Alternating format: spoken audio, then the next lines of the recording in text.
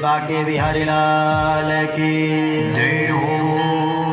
सवेद धातु पदवे परस्य दूरन्त वीर्यस्य रथांग पाणे यो मायया तत्तयानुवृत्त्या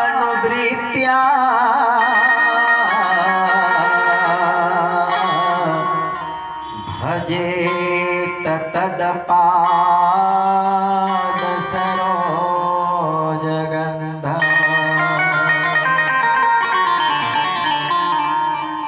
परम वंदनीय प्रातः स्मरणीय श्री सूत जी शौनकादिक मुनियों को भगवान की कथा सुनाना प्रारंभ करते हैं कि सज्जनों, भगवान की लीलाएं अपरंपार हैं और बड़े बड़े संत जन महात्मा जनों को भगवान की लीलाएं समझ में नहीं आ पाती है। तो हम तो साधारण जीव हैं, लेकिन बस इतना बता देते हैं कि जब जब पृथ्वी पे पापियों की वृद्धि होती है, अधर्म की वृद्धि होती है, तब तब हमारे प्रभु अपने भक्तों की रक्षा हेतु, धर्म की स्थापना हेतु नाना प्रकार की लीलाओं को करने के लिए अवतरित होते हैं। शौनकादिक मुनियों को सूत जी कहते हैं, श्रीमद् भागवत महापुराण में भगवान के अनेकों अवतारों का वर्णन किया गया है, जिसमें 24 अवतार मुख्य हैं। उन 24 अवतारों में 2 अवतार को प्रमुख बताया गया है, जिसमें त्रेता युग में श्री राम जी का अवतार और द्वापर युग में श्री कृष्णचंद्र भगवान का अवतार।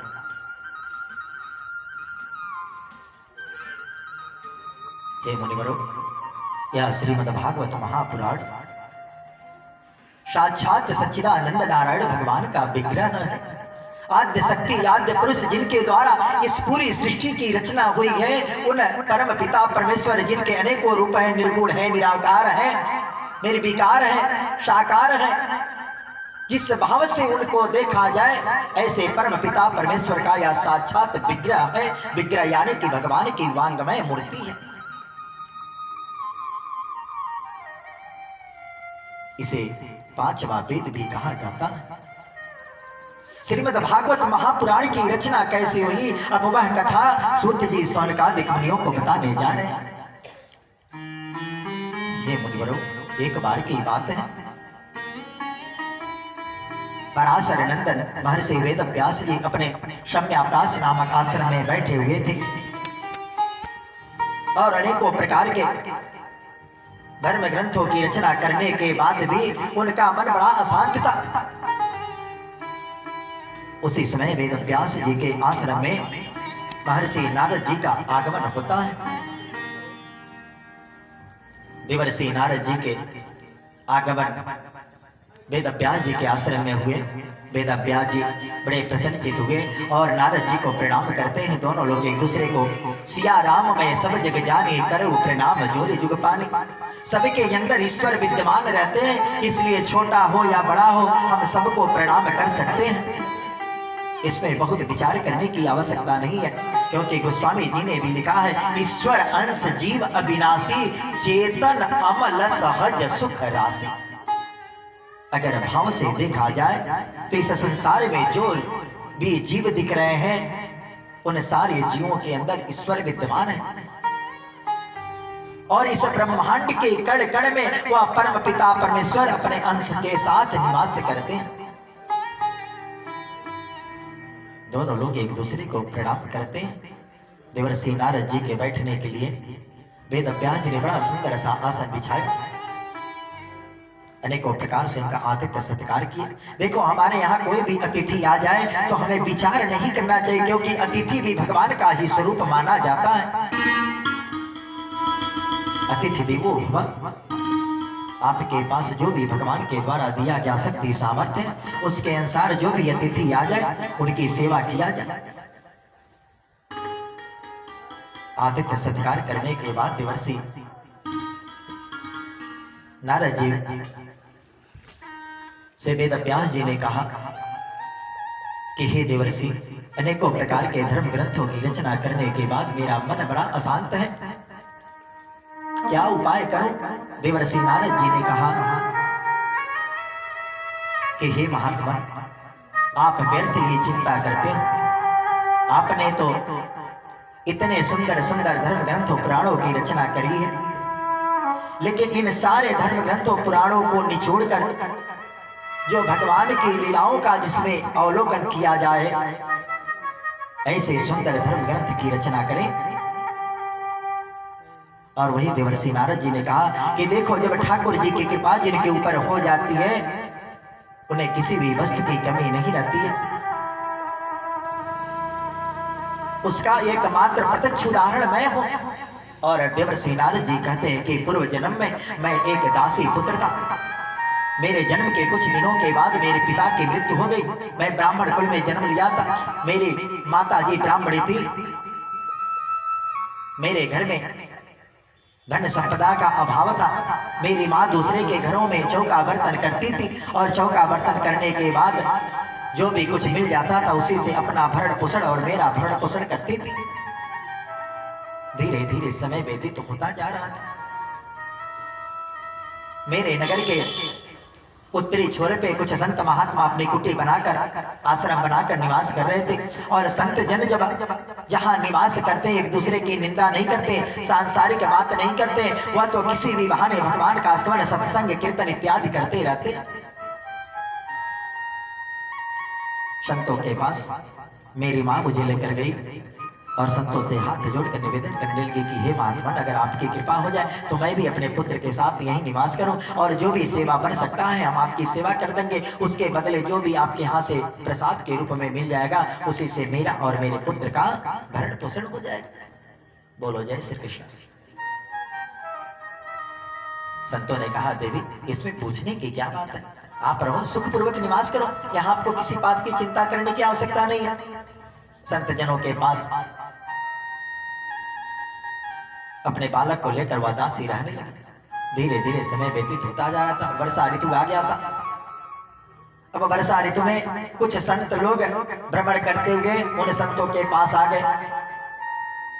अब 4 महीने वर्षे का जो समय था, वर्षा ऋतु था, वह 4 महीना वह दूसरे संतों की टोली उन संतों के यहाँ रुक गई। अब संत लोग जब भी आपस में चर्चा करते तो भगवान की ही चर्चा करते, खाते पीते सोते जागते भगवान का स्तवन, सत्संग, कथा, कीर्तन इत्यादि करते रहते थे। बड़ी सुंदर सुंदर सत्संग में संतों ने भगवान की लीलाओं को अवलोकन कराया, भगवान की कथा बताया। अब जब चातुर्मास्य व्यतीत हो गया, वर्षा ऋतु समाप्त हो गई, तो जो संत लोग भ्रमण करते हुए आए थे वह दूसरे स्थान पे प्रस्थान करने के लिए अपने झोली कमंडल इत्यादि को तैयार करने लगे। तो मैं संतों के पास पहुंचा और संतों से कहने लगा कि हे महात्मा, अगर आप लोगों की कृपा हो तो मैं भी आपके साथ चलूं। संत लोग तैयार हो गए मुझे अपने साथ ले जाने के लिए। लेकिन जब यह बात मेरी माँ को ज्ञात हुआ तो मेरी माँ संतों के पास आई और कहने लगी कि मेरे पतिदेव तो है नहीं, मेरे जीवन का एकमात्र सहारा मेरा यही पुत्र है। अगर आप इसे भी लेकर चले जाओगे तो मैं कैसे जीवित रहूंगी। बोलो जय श्री कृष्ण। संतों ने बालक को बुलाया और कहने लगे कि हे पुत्र, देखो भगवान की कथाओं में, सत्संगों में मैंने तुम्हें बताया कि प्रत्यक्ष देवता हमारे माता पिता है। मातृदेवो भव, पितृदेवो भव, गुरुदेवो भव और अतिथि देवो भव। तो जीव का परम कर्तव्य होता है पहले अपने माता पिता की सेवा करें। और देखो तुम्हारे पिता तो है नहीं, अपनी माँ के एकमात्र जीवन जीने का सहारा तुम ही हो, इसलिए जब तक तुम्हारी माँ है अपनी माँ की सेवा करो। और पुनः जब ठाकुर जी की कृपा होगी तो तुम्हें संतों का समागम भी प्राप्त हो जाएगा। संत लोग वहां से चले गए। धीरे धीरे समय व्यतीत होता जा रहा था।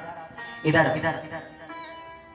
देवर्षि नारद जी वेद व्यास जी से कह रहे हैं कि संतों के जाने के बाद जो संत लोग वहां निवास कर रहे थे उन संतों का मैं अनेकों प्रकार से सेवा करने लगा। उनके द्वारा जो प्रसाद बच जाता था वही प्रसाद मैं ग्रहण करता था। और अपने जीवन का हर एक पल, हर एक क्षण भगवान का स्मरण करते हुए व्यतीत कर रहा था। अब धीरे धीरे समय व्यतीत हुआ। एक दिन मेरी माँ की मृत्यु हो गई और माँ के मृत्यु होने से मुझे बड़ा दुख हुआ। एक तरफ तो मुझे दुख था कि मेरी माँ की मृत्यु हो गई, लेकिन दूसरी तरफ मुझे प्रसन्नता भी था कि चलो अब मुझे भगवान का भजन कीर्तन करने में किसी प्रकार का कोई व्यवधान नहीं आएगा। मैंने माँ का अंत्येष्टि क्रियाक्रम किया और पुनः स्वतंत्र हो गया। स्वतंत्र होने के बाद इधर उधर धर्मस्थलियों में, सिद्धस्थलियों में भ्रमण करने लगा, संतों के साथ रहने लगा। अब संतों की, बड़े बड़े संतों के, बड़े बड़े विद्वानों की सानिध्यता मुझे प्राप्त होने लगी। संतों के सानिध्यता में मुझे भगवान का भजन कीर्तन करने का शुभ अवसर प्राप्त होता रहा। धीरे धीरे परम पिता परमेश्वर की कृपा हुई। मेरी अंतरात्मा में ठाकुर जी चतुर्भुज रूप धारण करके मुझे दर्शन दिए। बोल श्रीमन्नारायण भगवान की। मुझे अपार प्रसन्नता हुई ठाकुर जी का दर्शन करने के बाद। लेकिन अल्पकालीन के समय, अल्पकालीन भगवान का दर्शन मुझे हुआ और पुनः भगवान अपने स्वरूप को अदृश्य कर दिया। मैं बेचैन हो गया, व्याकुल हो गया। उसी समय मुझे ठाकुर जी की प्रेरणा हुई कि हे पुत्र, अभी तुम्हारे मन में अनेकों प्रकार के सांसारिक विषय हैं, काम क्रोध लोभ मोह इत्यादि, उसका आंशिक स्वरूप तुम्हारे अंदर विद्यमान है। इसलिए इस जन्म में तो मेरी पूर्ण कृपा तुम्हारे ऊपर नहीं हो पाएगी। हाँ, तुम मेरा भजन कीर्तन करते रहो, जब तुम्हारा दूसरा जन्म होगा तो मेरी कृपा तुम्हारे ऊपर अवश्य होएगी। ठाकुर जी की कृपा हुई। ठाकुर जी की कृपा होने के बाद अनेकों प्रकार से मैं संतों के साथ भगवान का स्मरण कीर्तन करते हुए अब यह विचार करने लगा कि कब यह पांच भौतिक शरीर, क्षिति जल पावक गगन समीरा, पंच रचित अति यधम शरीरा, यह शरीर कब नष्ट हो जाए कि मेरा पुनर्जन्म हो और मुझे ठाकुर जी की कृपा प्राप्त हुई। ऐसा मैं विचार कर रहा था कि एक दिन साक्षात काल मेरे सामने आया और मेरा यह पांच भौतिक शरीर तत्क्षण पृथ्वी पे गिर पड़ा। मेरे प्राण पखेरु निकल गए और देखो भगवान की कृपा ऐसी हुई कि मेरा पुनर्जन्म हुआ तो देवर्षि नारद के रूप में, जो ब्रह्मा जी का पुत्र और देवताओं में भी पूजनीय, देवताओं का ऋषि माना जाता हूं। तो जब भगवान की कृपा इस दासी पुत्र के ऊपर ऐसी हो गई तो आप तो इतने बड़े विद्वान हो और आप इस प्रकार के चिंतित हो, दुखी हो, अपने दुख को त्यागो और दुख को त्यागने के बाद ठाकुर जी की लीलाओं की रचना करो। वेद व्यास जी को बड़ा ही प्रसन्नता हुआ और पुनः वह देवर्षि नारद जी के कथा अनुसार विघ्नहर्ता गणेश भगवान का स्मरण करते हुए देवर्षि नारद जी ने जो नारायण भगवान के माध्यम से 4 श्लोकों में यह श्रीमद् भागवत महापुराण ब्रह्मा जी को प्राप्त हुआ था और ब्रह्मा जी के द्वारा देवर्षि नारद को प्राप्त हुआ, वही 4 श्लोकों का भागवत देवर्षि नारद जी ने वेद व्यास जी को प्रदान कर दिया और उसी चतुश्लोकी भागवत के माध्यम से पराशर नंदन श्री महर्षि वेद व्यास जी विघ्नहर्ता गणेश भगवान के सहयोग से श्रीमद् भागवत महापुराण को 18,000 श्लोकों में लिखकर तैयार कर दिया। बोल श्रीमद् भागवत भगवान की। अब श्रीमद् भागवत भगवान की रचना करने के बाद वेद व्यास जी विचार करते हैं कि इतने पवित्र ग्रंथ को मैं किसे सौंप दूं, क्योंकि किसी भी अच्छे कार्य को अगर हम किसी के ऊपर सौंपते हैं तो पहले उसका परीक्षण करते हैं कि इस कार्य को हम उसे सौंप रहे हैं, इस कार्य को वह कर पाएगा कि नहीं कर पाएगा, इस जिम्मेदारी को वह संभाल पाएगा कि नहीं संभाल पाएगा। उसी समय वेद व्यास जी को अपने पुत्र सुखदेव जी का स्मरण हुआ। सूत जी सौनकादिक मुनियों को सुखदेव जी के जन्म की कथा सुना रहे। इसके अनेकों उदाहरण हैं। सुखदेव जी के प्राकट्य होने के अनेकों प्रकार की कथाएं हैं। सूत जी कहते हैं कि हे सौनकादिक मुनियों, एक बार देवर्षि नारद माता पार्वती जी के पास भ्रमण करते हुए गए और अनेकों प्रकार की बात हो रही थी। देवर्षि नारद जी ने माता पार्वती से कहा कि मैया एक बात पूछूं, आप नाराज तो ना होगी? मैया ने कहा पूछो। नारद जी ने कहा कि मैया प्रभु आपको प्रेम करते हैं? मैया ने कहा हाँ। संसार में जितने भी पति पत्नी हैं और पतिदेव अपनी पत्नी को जितना प्रेम करते हैं, उन सभी सांसारिक पतियों से बढ़कर, सभी देव पतियों से बढ़कर मेरे भगवान भोलेनाथ मुझे प्रेम करते हैं। नारद जी ने कहा भैया, व्यक्ति जिससे प्रेम करता है उसे अपने मन की सारी बात बता देता है, अपने मन की कोई बात छिपाता नहीं है। अगर बताओ भगवान भोलेनाथ जी आपसे प्रेम करते हैं तो उनके गले में मुंडों की जो माला है वह माला किसकी है, आपको कभी बताया है? हे भगवान, वो तो कभी बताई नहीं, इसकी तो चर्चा ही नहीं की।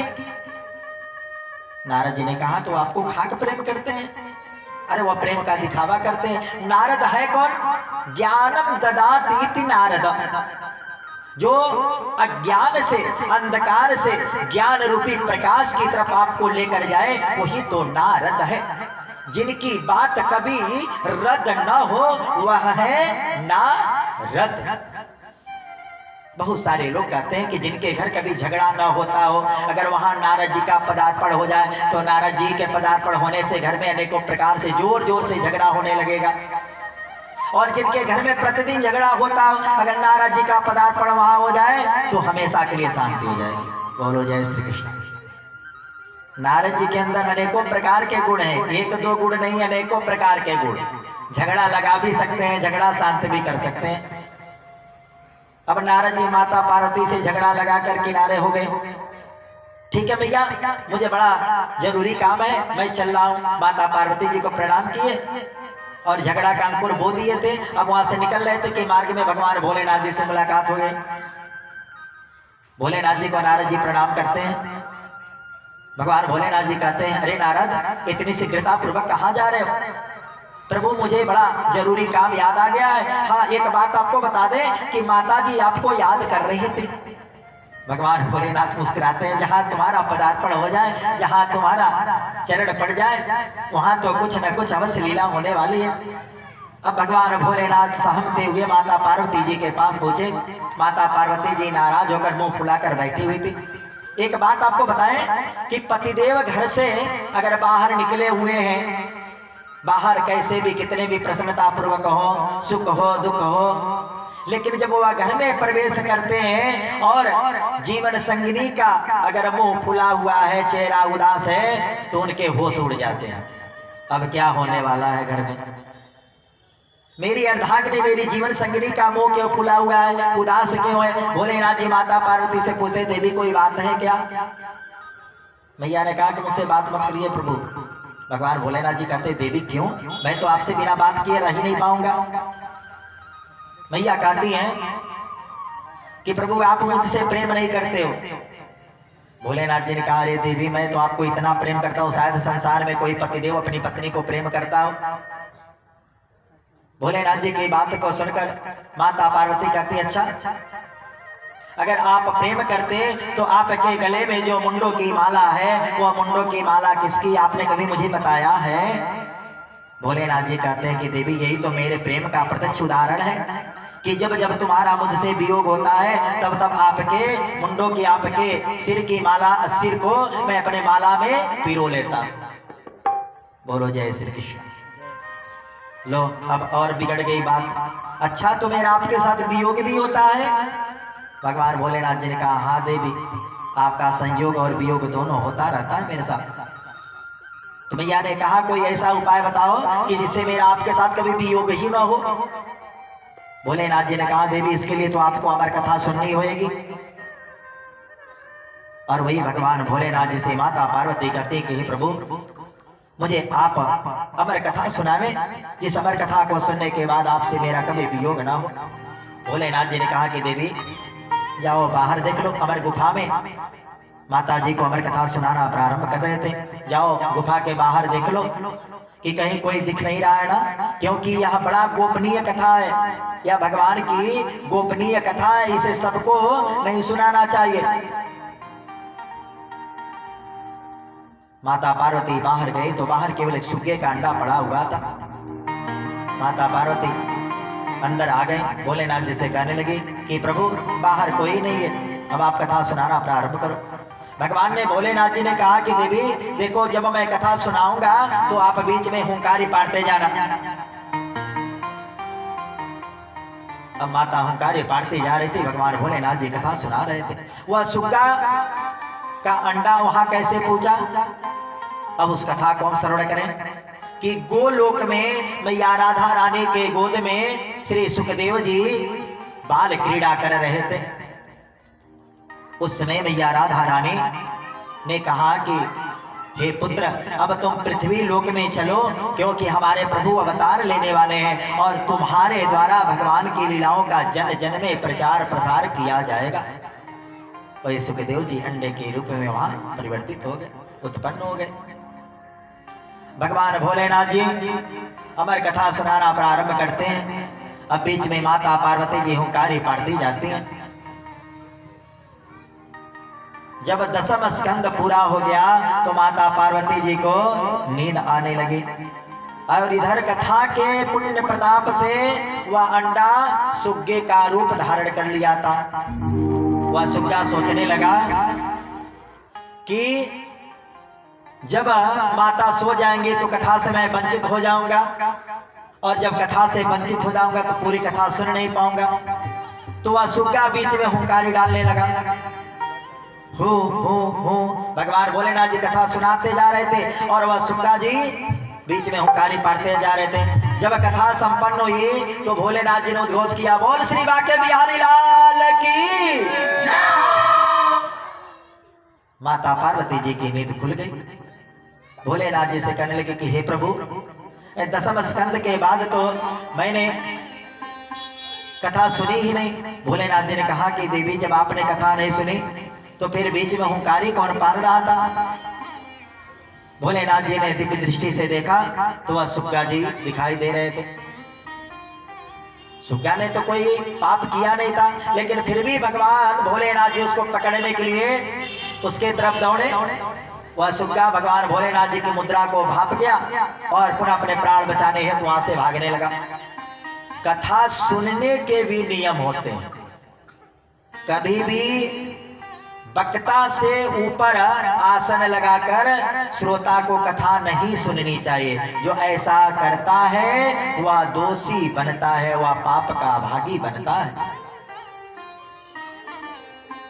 भोलेनाथ जी ने सोचा कि अगर मैं इसे दंडित नहीं करूंगा तो फिर कथा की मर्यादा न रह पाएगी, इसलिए सुखदेव को उस सुग्गे का पीछा करने लगे। अब वह सुग्गा उड़ता उड़ता आया और इधर सम्याप्रास में आश्रम में वेद व्यास जी की पत्नी जम्हाई ले रही थी। जैसे हम जम्हाई लेते हैं तो मुंह खुल जाता है ना, उसी प्रकार वेद व्यास जी की पत्नी का मुंह खुला और वह सुग्गा उनके मुख के रास्ते उनके उधर में जाकर बैठ गया।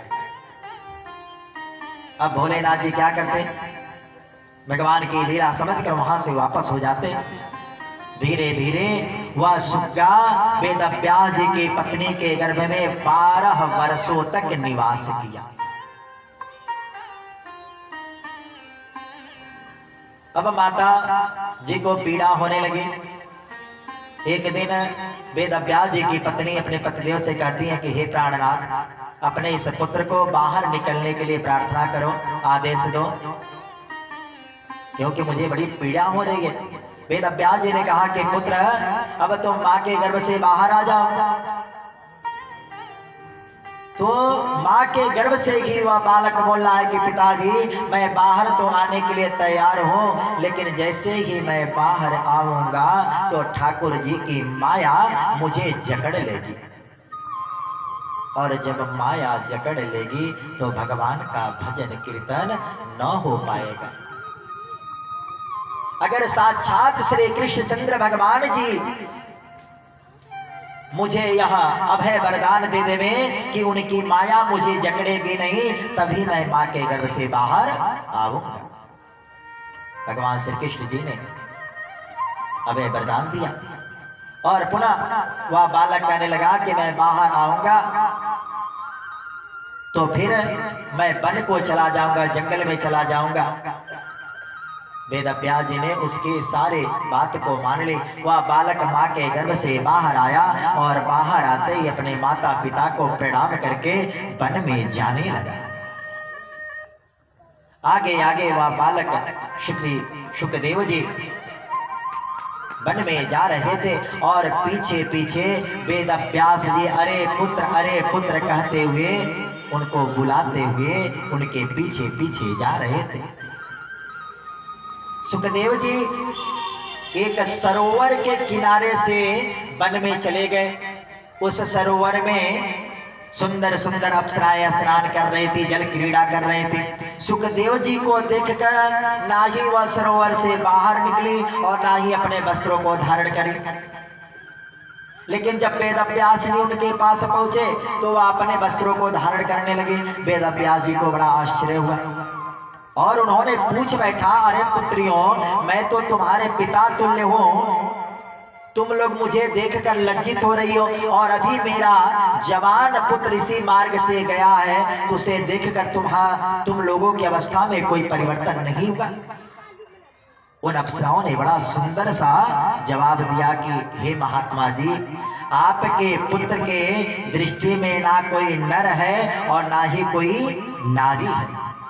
कौन स्त्री है कौन पुरुष है इसका ज्ञान उन्हें नहीं है, लेकिन आप तो जानते हो कि कौन स्त्री है और कौन पुरुष है, किसके अंदर क्या गुण है किसके अंदर क्या अवगुण है।